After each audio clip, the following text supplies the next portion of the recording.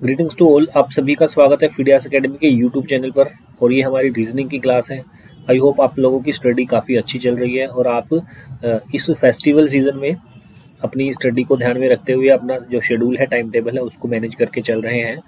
तो अच्छा है अगर आप स्टडी के साथ मतलब बिल्कुल टच में रहते हैं।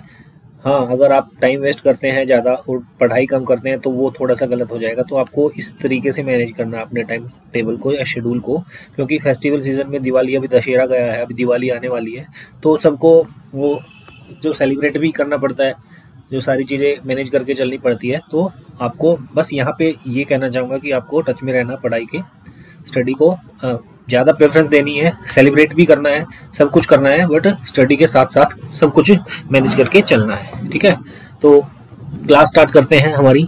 और आज फिर से अच्छे अच्छे क्वेश्चंस करेंगे रीजनिंग के, काफ़ी जो कि प्रीवियस ईयर में आए हुए हैं।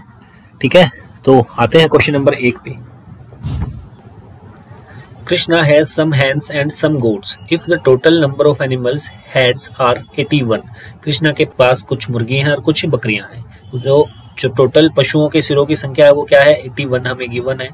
और पैरों की कुल संख्या कितनी दे रखी है, 234। ठीक है, जो जितने भी हमारे जानवर हैं, मुर्गी और बकरी, उनमें जो सिरों की संख्या है 81 है, यानी कि जो total number of hens and goats हैं वो क्या है, 81 है। और उनके पैरों की संख्या देखो, मुर्गी के 2 पैर होते हैं, बकरी के 4 पैर होते हैं, तो वो सब मिला करके कितना है, 234 हमें दिया हुआ है। तो इसने ये पूछा है कि उसके पास कितनी बकरियां थी, how many goats does Krishna has, तो उसके पास कितनी बकरियां हैं। तो यहाँ इस क्वेश्चन को सोल्व करने के लिए कई तरीकों का यूज किया जाता है। यहाँ इसको एक्स और वाई पुट करके भी यूज कर लेते हैं, क्वेश्चन को सोल्व कर लेते हैं, बट हम यहाँ एक्स और वाई का यूज नहीं करेंगे। हम क्वेश्चन को डिफरेंट तरीके से क्वेश्चन को सोल्व करने की कोशिश करेंगे। हमें यहाँ पे पता है जो नंबर ऑफ टोटल जो हेड्स है, यानी कि टोटल हमारे जो पशु हैं इसमें, जिसमें मुर्गी और बकरी हैं, तो टोटल कितने हैं, 81 है, 81 है। तो अगर मुझे ये पता है कि जो मुर्गी है उसके 2 पैर होते हैं और जो बकरी है उसके 4 पैर होते हैं। मैं मान लेता हूँ कि सभी के 4 पैर थे, मैंने इसमें एक्स्ट्रा 2 पैर और ऐड कर दिए। ठीक है, अगर मैं मान लेता हूँ कि सभी के 4 पैर थे तो 81 जानवर थे, 81 जानवर के हिसाब से उनके टोटल पैर कितने होने चाहिए, तो 4 से गुना कर देते हैं। एक आदमी के 4, एक पशु के 4 पैर है, तो 81 पशुओं के कितने होंगे, 81 पशु के 81 से 4 से गुना कर देंगे, तो 4 एकम 4, 4 अठे 32, 324 होने चाहिए। बट ये तो एक्स्ट्रा हो गए ना भाई, क्योंकि यहाँ पे हमने बकरियों के 2 होते हैं, हमने यहाँ पे भी उसको भी 4 काउंट कर लिया। तो कितने एक्स्ट्रा हुए हैं वो देख लेते हैं। यहाँ पे 234 क्या दे रखा है, जो 81 जानवर थे इसमें बकरी और मुर्गी और बकरी दोनों थे, तो उनके एक्चुअल पैरों की संख्या 234 थी। बट मैंने सभी के जो पैर हैं वो मैंने 4-4 मान लिए थे। तो अब मैं क्या करता हूँ, 324 में से 234 में अगर मैं माइनस कर दूं तो क्या निकलेगा, एक्स्ट्रा पैर जो मैंने काउंट किए हैं मुर्गी के वो निकल जाएंगे। इसको मैं अगर माइनस करता हूं तो 4 में से 4 गई 0 आ जाएगी, यहाँ पे 12 में से 3 गया 9 आएगा। ठीक है, तो ये 90 पैर मैंने एक्स्ट्रा काउंट किए थे भाई। ठीक है, और ये किसके एक्स्ट्रा काउंट किए थे, मैंने किए थे ये मुर्गी के। ठीक है, अब मुर्गी के 90 पैर एक्स्ट्रा काउंट किए हैं और एक मुर्गी के 2 पैर होते हैं, तो इसके हिसाब से हमारी मुर्गियां कितनी हो जाएंगी, हमारी मुर्गी हो जाएंगी 45। ठीक है, हमें क्या बताना है क्वेश्चन में हमें बताना है बकरियां कितनी थी। अब टोटल नंबर ऑफ जो एनिमल्स हैं वो 81 हमें गिवन है। अब मैं क्या करता हूँ, 81 में से मैं 45 माइनस कर देता हूँ, मेरी बकरियां निकल जाएंगी। ये हमारी क्या निकली है, ये हमारी मुर्गियां निकली हैं। 45 मुर्गी थी और टोटल जानवर अगर 81 थे, तो 81 में से 45 माइनस कर देंगे, जो बचेंगी वो रिमेनिंग होंगी बकरियां। तो 11 में से 5 गया 6 और यहाँ 7 बचेगा, 7 में से 4 गया 3, यानी कि 36 नंबर ऑफ गोट्स कितनी थी, 36। तो ये क्वेश्चन का आंसर हो जाएगा। मैं एक बार फिर से एक्सप्लेन करता हूँ, काफ़ी इंपॉर्टेंट क्वेश्चन है, एग्जाम में आता रहता है और बच्चे गलत भी करके आते हैं, पता नहीं एक्स और वाई से कैसे कैसे सोल्व करते हैं। यहाँ पे कुछ मुर्गी और कुछ बकरी हैं, जो टोटल नंबर ऑफ हेड्स हैं 81 है, यानी कि जो पशुओं की संख्या हो जाएगी वो 81 हो जाएगी मुर्गी और बकरियों की। पैरों की संख्या कितनी है, उनकी दोनों के मिलाकर के 234 है। तो अब हमें ये बताना है कि टोटल मुर्गियां कितनी हैं और टोटल बकरियां कितनी हैं। तो यहाँ पे कुछ के 2 पैर होते हैं, कुछ के 4 पैर होते हैं, मैंने सब के 4 मान लिए। तो 81 को 4 से गुना करेंगे तो टोटल 324 पैर आने चाहिए थे, है ना। बट यहाँ पे मैंने जो मुर्गी के 2 पैर होते हैं तो मैंने उनको 4 काउंट कर लिया, यानी कि 2 पैर एक्स्ट्रा काउंट कर लिए मैंने हर एक मुर्गी के हिसाब से। तो अगर 324 को मैं 234 में से माइनस कर देता हूँ तो आंसर आती है, जो माइनस करने के बाद आता है वो 90। एक मुर्गी के 2 पैर मैंने एक्स्ट्रा काउंट किए हैं, तो टोटल कितनी मुर्गियां रही होंगी? 45 मुर्गियां रही होंगी। बस अब मुर्गियां 45 हैं, बकरियां मुझे निकालनी है। टोटल जो जानवर थे वो 81, तो 81 में से मैंने 45 माइनस कर दिया, 36 हमारा आंसर आ जाएगा। अब आते हैं नेक्स्ट क्वेश्चन पे। इस क्वेश्चन में बोलता है कि दिए गए आरेख का ध्यानपूर्वक अध्ययन कीजिए और प्रश्न का उत्तर दीजिए। विभिन्न खंडों की संख्याएं व्यक्तियों की संख्या को दर्शाती है। Study the given diagram carefully and answer the question. The number in the different segments indicate the number of individuals. यहाँ पे क्या है, जो 3 सर्कल हमें दिखाई दे रहे हैं, जो एक सर्कल है वो मैथमेटिशियंस है उनको दिखाता है, एक टीचर्स को दिखाता है और एक साइंटिस्ट को दिखाता है। तो क्वेश्चन में ये पूछा कि कितने लोग गणितज्ञ होने के साथ साथ वैज्ञानिक भी हैं लेकिन शिक्षक नहीं हैं। How many people are mathematicians as well as scientist but are not teachers. हमें टीचर्स नहीं चाहिए, तो टीचर नहीं चाहिए तो टीचर पे तो ये हमने हटा दिया, जो टीचर्स वाला पोर्शन था वो हमने हटा दिया। अब हमें ऐसे लोग चाहिए जो मैथमेटिशियंस भी हैं और साइंटिस्ट भी हैं। तो ऐसे कितने बचेंगे? ऐसे बचेंगे हमारे ये वाला क्वेश्चन, और इसमें कितने? 15। तो ये इस क्वेश्चन का आंसर हो जाएगा। बहुत ही आसान क्वेश्चन होते हैं वेन डायग्राम वाले। अब अगले क्वेश्चन की ओर चलते हैं। ये क्वेश्चन भी चैप्टर वेन डायग्राम से ही लिया गया है। तो इसमें देखते हैं कि क्या बोलता है। निम्नलिखित वर्गों के बीच संबंध को सर्वोत्तम रूप में दर्शाने वाले वेन आरेख का चयन कीजिए। Select the Venn diagram that best depicts the relationship between the following classes. यहाँ पे क्या क्या दिया हुआ है? Man, women and boys. देखो बॉयज और मैन देखते हैं, तो जो बॉयज होते हैं वो किसके अंदर आते हैं? वो सभी मैन के अंदर आते हैं। ठीक है, ये बॉयज है और ये मैन, और जो वीमेन है वो अलग कैटेगरी है। तो इसके हिसाब से इस क्वेश्चन का सही आंसर ऑप्शन सेकंड हो जाएगा। Now come to the next question. The number of chairs in each row of a seminar hall is equal to the total rows in the hall. After removing 121 chairs from the hall, there were 10,488 chairs left. How many rows of chairs were there in the hall? एक seminar hall की प्रत्येक पंक्ति में कुर्सियों की संख्या hall में कुल पंक्तियों के बराबर है। हॉल से 121 कुर्सियों को हटाने के बाद 10,488 कुर्सियां बची थी। हॉल में कुर्सियों की कितनी पंक्तियां थी? देखो सबसे पहली लाइन ही बता देती है कि क्या है। एक हॉल की प्रत्येक पंक्ति में कुर्सियों की संख्या हॉल के पंक्तियों के बराबर है। जितनी पंक्तियां हैं हर एक पंक्ति में उतनी ही चेयर है।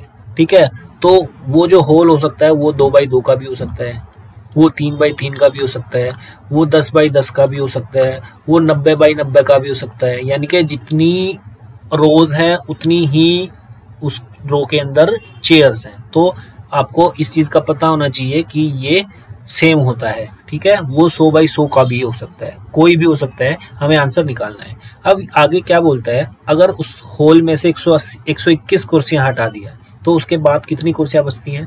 10,488 कुर्सियां बचती हैं। तो जो कुर्सियां हटाई हैं उनको वापस रख देते हैं हॉल के अंदर।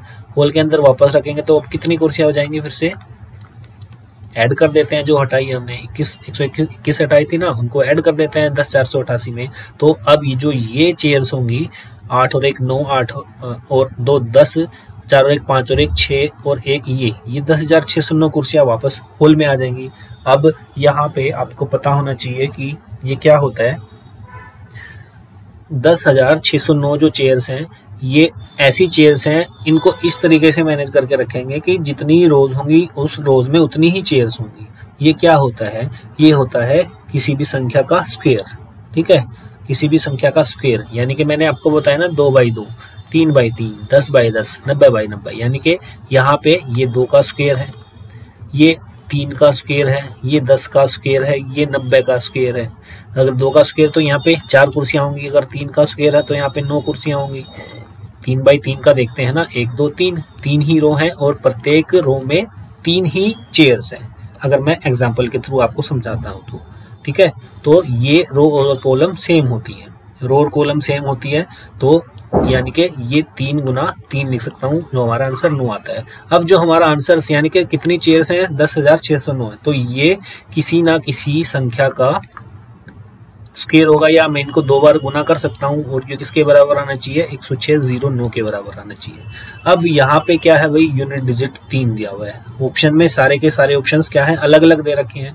यहाँ 102 है, यहाँ पे 100 है, यहाँ 104 है, यहाँ पे 103 है। तो मैं कौन सी संख्या का जो ऑप्शन हमें दे रखे हैं का स्क्वायर करूँ कि पीछे 9 आ जाए।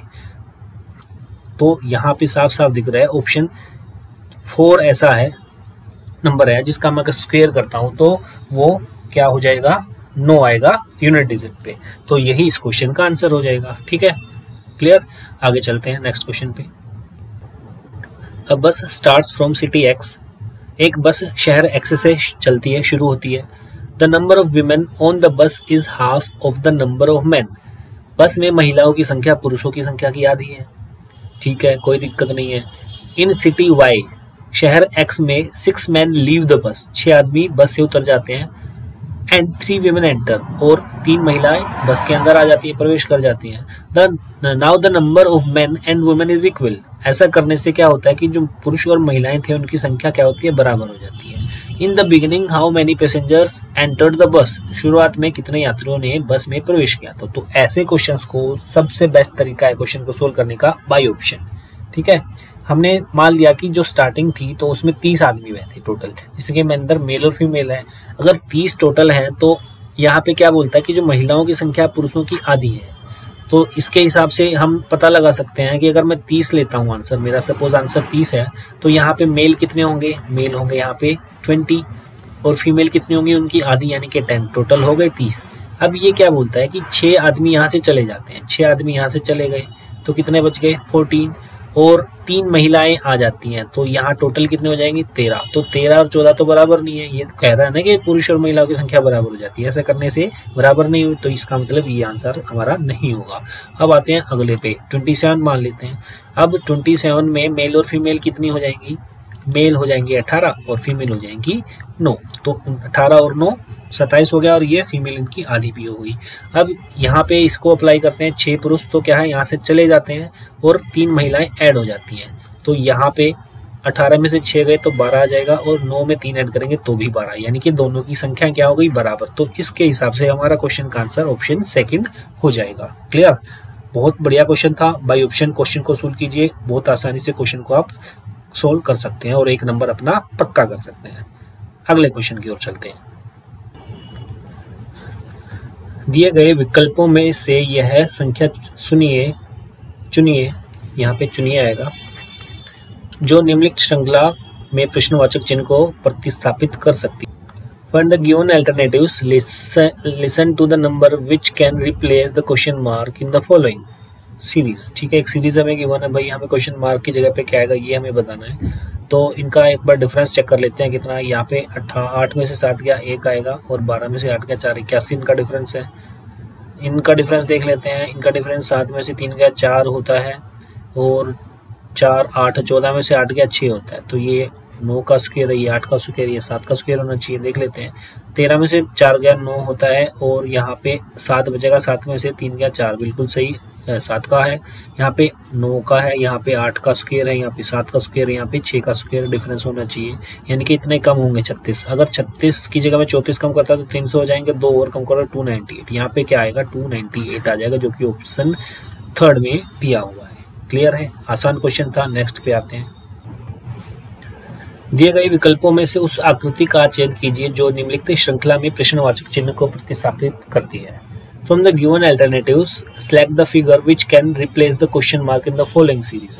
देखो यहाँ पे 4 ऑप्शंस हमें दिए हुए हैं, तो हम सबसे पहले क्या करते हैं, हमें सबसे पहले ऑप्शंस की तरफ जाना है। क्वेश्चन हमें बाद में देखेंगे, ऐसे क्वेश्चंस के अंदर हम क्वेश्चन बाद में देखते हैं। सबसे पहले हम ऑप्शंस की तरफ जाएंगे, और जो ऑप्शंस चारों जो ऑप्शंस दे रखे हैं उसमें से किसी एक पॉइंट को पकड़ेंगे और वो देखेंगे कि वो चारों में सेम है, तो हम क्वेश्चन फिगर के जो वो पॉइंट होगा उसको हम नहीं टच करेंगे। मैं आपको दिखा देता हूँ कि जो पहला ऑप्शन है उसमें ये क्या है, ये इस कोने पे दे रखा है, ये वाला स्क्वायर भी इस कोने पे दे रखा है, ये वाला भी इस कोने पे दिया हुआ है और ये वाला भी इस कोने पे दिया हुआ है। तो यहाँ पे हम इसको टच नहीं करेंगे। इसके ऊपर जो क्वेश्चन फिगर है इसमें हम इस पे ध्यान ही नहीं देंगे, क्योंकि हर एक ऑप्शन में ये इसी पोजीशन में जहाँ जगह प्लेस है उसी पे रखा हुआ है, तो यहाँ पे हम इस पे ध्यान नहीं देंगे। अब मैं इसको देखता हूँ तो देखो यहाँ भी ये नीचे कॉर्नर में है, यहाँ पे ये भी नीचे कॉर्नर में है सेम, और ये भी कॉर्नर में, ये भी कॉर्नर, तो इस पे भी हम ध्यान नहीं देंगे। जो क्वेश्चन है इसके अंदर जो ये वाली चीज़ है इस पे भी हम ध्यान नहीं देंगे और इस पे भी हम ध्यान नहीं देंगे, ठीक है।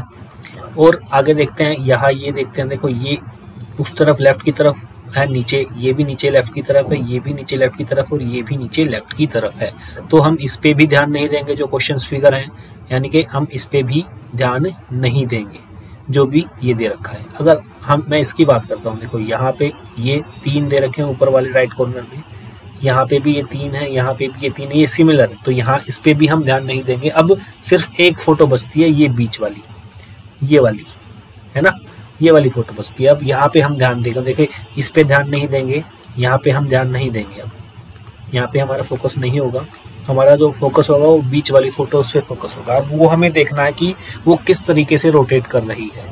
अब जो पहला बॉक्स है, अगर यहाँ पे हम देखते हैं तो जो ये वाला फेस है ये कहाँ पे है, राइट की तरफ है, और अगले वाले में क्या है, ये ऊपर की तरफ हो जाता है। तो इसका मतलब ये 90 डिग्री टर्न होता है, और 90 डिग्री टर्न होने के बाद ये क्या क्लॉकवाइज टर्न होता है या एंटी क्लॉकवाइज टर्न होता है, हमें ये भी देखना है। तो ये क्लॉकवाइज टर्न नहीं होता, ये एंटी क्लॉकवाइज टर्न हुआ है। और इसके बाद ये कहाँ पे आ गया, ये लेफ्ट की तरफ आ गया, और अगले वाले में क्या आएगा, ये जो व्हाइट वाला पोर्शन है वो नीचे की तरफ आएगा। तो ये वाला ऑप्शन हमारा सही हो सकता है। इसमें जो नीचे की तरफ है, जो ब्लैक वाला पोर्शन है, ये गलत हो जाएगा। ये भी हमारा सही हो सकता है और ये भी हमारा गलत हो जाएगा, ठीक है। तो ऑप्शन ए और सी में से हमारा आंसर सही हो सकता है। अब यहाँ पे देखना है कि अगर आप इसको ध्यान से देखते हैं तो इसका फेस है ना, ये वाला जो है ये नीचे की तरफ है, और इसमें ऑप्शन सी में देखते हैं तो ये वाला फेस क्या है, ये ऊपर की तरफ है, ये वाला पोर्शन, ठीक है, और इसमें ये वाला पोर्शन नीचे की तरफ। तो हम क्वेश्चन फिगर में जाएंगे तो देखेंगे कहाँ पे आना चाहिए। अब ये देखो इसका फेस जो है वो राइट की तरफ है, उसके बाद ये ऊपर की तरफ हो जाता है, उसके बाद वो लेफ्ट की तरफ होगा, और उसके बाद कहाँ होना चाहिए, वो नीचे की तरफ होना चाहिए। तो जो पहला ऑप्शन है यहाँ पे देखते हैं ध्यान से, तो ये नीचे की तरफ ही है, तो ये हमारा आंसर हो जाएगा, क्योंकि यहाँ पे अगर ऑप्शन सी में देखते हैं तो ये ऊपर की तरफ है, ठीक है। तो ये तरीका होता है ऐसे क्वेश्चंस को सोल्व करने का। Now come to the next question. Correct the following equation by interchanging the जो 2 साइंस हमें गिवन है वो उनको इंटरचेंज करना है, प्लस और माइनस है उनको आपस में इंटरचेंज करेंगे जो भी इक्वेशन हमें दे रखी है। तो सबसे पहले ऑप्शन पहला उठाते हैं। यहाँ पे जो प्लस की जगह तो माइनस करेंगे, माइनस की जगह प्लस करेंगे, तो यहाँ पे जो माइनस है वहाँ पे प्लस कर देंगे, और जहाँ पे प्लस है वहाँ पे माइनस कर देंगे, डिवाइड बाई 3। ये हमारा आंसर आना चाहिए 5 के बराबर। तो इसको 15/3 करेंगे तो यहाँ से तो आ जाएगा 5, और इन 45 को 9 से गुना करेंगे तो बहुत बड़ी संख्या आ जाएगी, उसमें 5 ऐड करेंगे और सिर्फ 5 घटाना तो 5 के बराबर नहीं आएगा, तो ये हमारा आंसर गलत हो जाएगा, सही नहीं होगा। अब गुना को और जमा को देख लेते हैं। यहाँ 5 - 9 गुना है तो गुना की जगह पे जमा आ जाएगा, और जमा की जगह पे क्या आएगा, गुना आ जाएगा, तो यहाँ पे 15 हो जाएगा डिवाइड बाई ये। तो अब इसको भी करेंगे तो यहाँ पे 5, ठीक है। अब 45 को 5 से गुना करेंगे तो भी बहुत बड़ी संख्या आ जाएंगी, उसमें हमें सिर्फ 9 ऐड जो माइनस है वो करना है और 5 ऐड करना है, तो ये भी हमारा आंसर नहीं होगा, साफ साफ दिख रहा है। अब गुना और भाग को ट्राई करते हैं। यहाँ पे 5 घटा 9 गुना की जगह पे भाग कर देंगे, डिवाइड प्लस 15, और जो डिवाइड है उसकी जगह पे हम क्या करेंगे, मल्टीप्लाई कर देंगे। तो ये किसके बराबर आना चाहिए, ये आना चाहिए 5 के बराबर। तो यहाँ से ये 9/45 हो जाएगा और ये 45 हो जाएगा। तो इसको मैं काटता हूँ तो ये 5 पे जाएगा, तो ये 5 और ये 50, तो ये तो फ्रैक्शन में आएगा, तो ये भी आंसर हमारा नहीं होना चाहिए। ऑप्शन डी हम लगा देंगे। फिर भी एक बार इसको चेक करेंगे तो देख लेते हैं कि क्या इसका आंसर होगा, क्या ये सही है, हो सकता है कि ये भी गलत हो। तो यहाँ पे गुना और माइनस को इंटरचेंज करना है, तो 5 माइनस की जगह पे हम यहाँ मल्टीप्लाई कर देंगे, और मल्टीप्लाई की जगह पे हम 45, ये माइनस में हो जाएगा, यहाँ प्लस 15 और डिवाइड 3, ये सेम रहेगा। तो इसको सोल्व करने के बाद क्या आना चाहिए, 5 आना चाहिए। देख लेते हैं, ये हो जाएगा 45, ये 45 ऑलरेडी है। इन दोनों को अगर मैं करता हूँ तो यहाँ पे क्या आना चाहिए, 5 आना चाहिए। देखो 45 से 45 कट जाएगा, क्या आ जाएगा, 5 आ जाएगा। तो इस क्वेश्चन का जो सही आंसर होगा ऑप्शन डी होगा, जो कि 5 के बराबर आ जाएगा। क्लियर। अगले क्वेश्चन में देखते हैं कि ये बोलता है कि in a garden there are some rows and columns, the number of trees in a row is greater than that in each column by 10। एक बगीचे में कुछ पंक्तियां हैं और कुछ स्तंभ, यानी कुछ रोज हैं और कुछ कॉलम है। तो ये बोल रहा है कि एक पंक्ति में जो रो है, रो में जो ट्रीज है उनकी संख्या कॉलम से 10 अधिक है। यानी कि आपको बता दूं, जो कॉलम होते हैं वो ऊपर से नीचे की ओर आते हैं, ये कॉलम होते हैं, और जो रो होती है वो लेफ्ट टू राइट जाती है, या राइट टू लेफ्ट भी बोल सकते हैं उसको। ठीक है, ये रोज होती हैं, और ऊपर से जो नीचे आते हैं वो कॉलम होते हैं। तो इसमें ये बोल रहा है कि जो पंक्ति है, जो रोज है, उसमें वृक्षों की संख्या जो कॉलम है उनसे अधिक है। यानी कि जो रोज है उनकी जो लेंथ है वो ज्यादा है, अगर उनकी लेंथ ज्यादा है, और कॉलम है उनकी लेंथ कम है। ठीक है, ये वाली बात आपको समझ में आ गई होगी। और कितना ज्यादा है, वो 10 अधिक है। अब यहाँ पे ये बोल रहा है कि find the number of trees in each row if the total number of trees are 200।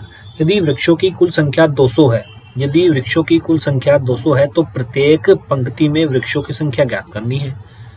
तो इस क्वेश्चन को भी हम बाई ऑप्शन सोल्व कर सकते हैं। कैसे?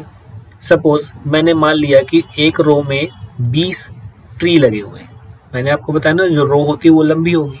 ये वाली जो रो है, ये रो, ये इसमें टोटल मान लिया कि 20 ट्री है। टोटल कितने ट्री होंगे? 20 ट्री होंगे। ठीक है, और जितने कॉलम है उनसे कितने अधिक है, एक जो रो है उसमें कितने अधिक है? 10 अधिक है। यानी कि 10 यहाँ पे है, तो जो कॉलम वो ये कितने होंगे? 10 होंगे। तो इतने ही तो कॉलम होंगे ना भाई। ये वाली बात समझ में आ रही है शायद आपको। मैं एक बार फिर से एक्सप्लेन करता हूँ। जो एक रो है, उस रो में जितने कॉलम है उनसे 10 ट्री अधिक है। तो मैंने यहाँ पे ऑप्शन पहला मान लिया कि 20 मेरा उत्तर है, यानी कि एक रो में 20 ट्री हैं और उसमें से 10 अधिक हैं। किससे? कॉलम से, जितने कॉलम है। तो यहाँ पे टोटल 20 हो गई ये वाले, 10 अधिक है तो ये कितने बचेंगे? 10 बचेंगे ये। ठीक है, तो इतने ही तो कॉलम होंगे ना, 10 ही तो कॉलम होंगे। क्लियर है। अब इसमें ये पूछ रहा है कि जो वृक्षों की संख्या है वो टोटल कितनी है? 200 दे रखी है। कितनी दे रखी है? 200 दे रखी है। सपोज मैं आपको एक एग्जांपल देता हूँ। 1 2 3 4, ये क्या है? एक रो में कितने? 4 डॉट्स मैंने बना दिए, और मैं कॉलम बना देता हूँ। हर एक कॉलम, जो कॉलम होंगे वो कितने होंगे? 2 होंगे। यहाँ पे भी 2 है, ये भी 2 है, ये भी 2 है, और ये भी 2 है। यहाँ पे 2 तो रो है और 4 कॉलम है। ठीक है, अब मुझे काउंट करना है कि टोटल कितने हो जाएंगे। तो 1 2 3 4 5 6 7 8, अगर मैं मैन्युअली काउंट करता हूँ। तो अगर मैं ऐसे काउंट करता हूँ, ये कितने होंगे टोटल? एक रो में 4 है, और कॉलम कितने हैं? कॉलम के हिसाब से ये ऐसे यहाँ से, मतलब रो कितनी हमारी? 2 है, और कॉलम कितने हैं? 4। इन दोनों को डायरेक्ट हम गुना कर देंगे तो भी 8 ही आएगा ना। अगर मैनुअली काउंट करते हैं तो भी 8 आ रहा है, और इन दोनों के गुना कर दे तो भी 8 आ रहा है। तो यहाँ पे ये टोटल लेंथ हमारी 20 थी, ये वाली लेंथ हमारी 10 है। अगर इनको डायरेक्ट हम गुना कर देते हैं तो हमारा आंसर क्या आ जाएगा? 200। और ये मैच कर रहा है किससे? जो कि हमें यहाँ क्वेश्चन में ऑलरेडी दिया हुआ था। तो पहला ही ऑप्शन हमारा सही हो जाएगा। क्लियर है। अगर मैं देखता हूँ कि सपोज मैं सेकंड ऑप्शन ले लेता हूँ, 25 में मान लेता हूँ इसको, तो यहाँ पे क्या होगा? 10 अधिक हैं तो कितने बचेंगे? 25 के हिसाब से 15 बचेंगे, और इतने ही क्या होंगे? कॉलम होंगे। ठीक है, और अगर मैं इनकी आपस में मल्टीप्लाई करता हूँ, यानी कि 15 की किससे गुना करूंगा? 25 से, तो हमारा आंसर क्या 200 आएगा? नहीं आएगा। तो ये ऑप्शन हमारे सही नहीं है, सारे ही ऑप्शन ऐसे होंगे। तो ऑप्शन ए इस क्वेश्चन का सही आंसर होगा। ठीक है, आज की क्लास में इतना ही। आई होप आप लोगों को क्लास अच्छी लगी होगी। अगर आपको क्लास अच्छी लगी है तो आप क्लास को लाइक कर सकते हैं, और अगर किसी ने हमारा चैनल सब्सक्राइब नहीं किया तो आप हमारा चैनल भी सब्सक्राइब कर सकते हैं, ताकि आपको अच्छी इस तरीके की एजुकेशनल वीडियो जो आपके एग्जाम के पॉइंट ऑफ व्यू से काफ़ी इंपॉर्टेंट होती हैं वो आपको मिल सके। ठीक है, मिलते हैं नेक्स्ट क्लास में। तब तक के लिए जय हिंद, जय भारत, थैंक यू।